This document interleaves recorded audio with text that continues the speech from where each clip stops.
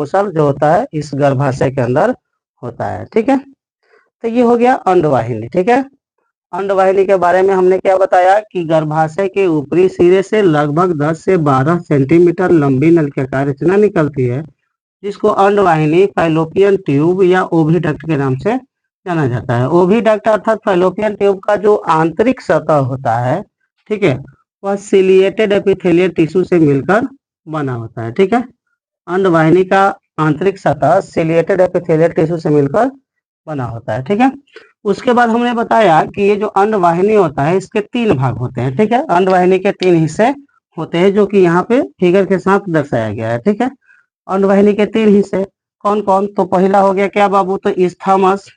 ठीक है, इस्थमस किसे कहते हैं? तो हमने बताया बाबू कि फैलोपियन ट्यूब का वह भाग जो गर्भाशय के ऊपरी सिरे से जुड़ा होता है। ठीक है, फैलोपियन ट्यूब का वह हिस्सा या वह पार्ट जो गर्भाशय के ऊपरी सिरे से जुड़ा होता है उसे इस्थमस कहते हैं। और हमने बताया कि इस्थमस ही वह भाग है जहां पर निषेचन की क्रिया होती है, अर्थात इस ओवम से स्पर्म जो है यही पे आके क्या करता है? तो मिलता है। ठीक है, तब जाके यहाँ पे फर्टिलाइजेशन की क्रिया होती है। ठीक है, अब जो है एम्पुला के बारे में क्या बताया गया? तो एम्पुला जो है एक ट्यूब लाइक स्ट्रक्चर है जो इस्थमस को डायरेक्ट किससे जोड़ता है? इनफंडिबुलम से जोड़ता है। ठीक है, इस्थमस जो है, ठीक है, इनफंडिबुलम और इस्थमस के बीच जो है जो कनेक्टर का काम करता है वो होता है एम्पुला। ठीक है, ये हो गया। अब हमने क्या बताया कि इस इनफंडिबुलम में कुछ अंगुलीनुमा रचना पाई जाती है, जैसे कि यहाँ पे दिखा गया। ठीक है, इनफंडिबुलम में जो अंगुलीनुमा रचना पाई जाती है उस अंगुलीनुमा रचना को हम लोग क्या कहते हैं? तो फिम्बरी कहते हैं। और फिम्बरी का काम क्या होता है? तो फिम्बरी जो है जैसे ही अंडाणु ओवम से निकलता है फिम्बरी उसको कैच करके कहाँ पहुंचा देती है? तो इस्थमस के पास जहाँ पे निषेचन की क्रिया होती है। ठीक है, तो ये हो गया अंडवाहिनी। ठीक है, अब इसके बाद हम लोग देखेंगे जो फीमेल रिप्रोडक्टिव सिस्टम के अंतर्गत आने वाला जो ऑर्गेन है उसे हम लोग, इसके बाद वाला जो ऑर्गेन होता है अर्थात फाइलोपियन ट्यूब के बाद वाला जो अंग होता है उसे हम लोग कहते हैं यूटेरस। ठीक है, गर्भाशय।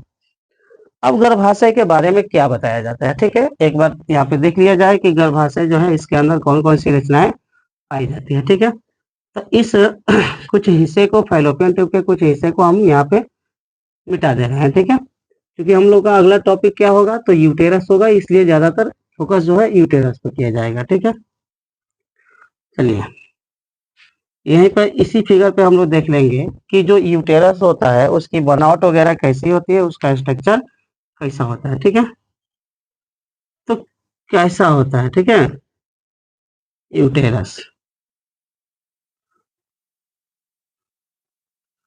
अब देखिए बताया जाता है कि यूटेरस क्या है। तो इस यूटेरस को उम्ब के नाम से भी जाना जाता है। जैसे यहाँ पे अगर टॉपिक लिखते हैं हम यूटेरस, ठीक है, जिसे WOMB उम्ब के नाम से भी जाना जाता है। ठीक है, इसे गर्भाशय कहा जाता है। क्या कहा जाता है बाबू? गर्भाशय। ठीक है, तो अब इसके बारे में हम लोग देखेंगे यूटेरस के बारे में। ठीक है, इस यूटेरस के बारे में क्या बताया जाता है? तो यूटेरस के बारे में सबसे पहली बात बताया जाता है बाबू कि यह एक थैलीनुमा रचना है। कैसी रचना है? थैलीनुमा रचना है जो उदर गुहा के पेल्विक भाग में, ठीक है, उदर गुहा के श्रोणि भाग में उल्टे रखे हुए नाशपाती के आकार की रचना है। ठीक है, यूटेरस एक थैलीनुमा उल्टे रखे नाशपाती के आकार की रचना है जो श्रोणि गुहा के मध्य भाग में स्थित होता है। ठीक है, श्रोणि गुहा के मध्य भाग में स्थित होता है। ये होता है पेल्विक कैविटी के मध्य पार्ट में। ठीक है, अब इसका डायमीटर वगैरह अगर बताया जाए, ठीक है, यूटेरस का जो डायमीटर जैसे लंबाई चौड़ाई जो होती है कितनी होती है? तो यूटेरस की जो लंबाई होती है वह 7.5 सेंटीमीटर से 8 सेंटीमीटर तक होती है, चौड़ाई 5 सेंटीमीटर होती है और मोटाई लगभग 3.5 सेंटीमीटर। ठीक है, तो अंडाशय जो है, अंडाशय कह रहे हैं, ये जो गर्भाशय है इसकी लंबाई कितनी हो गई बाबू? तो 7.5 से 8 सेंटीमीटर। ठीक है, इसकी चौड़ाई कितनी हो गई? तो चौड़ाई हमने बताया क्या बाबू? तो लगभग 5 सेंटीमीटर। ठीक है, 5 सेंटीमीटर। मोटाई जो है यूटेरस की जो मोटाई है वो लगभग 3 सेंटीमीटर होती है, ठीक है।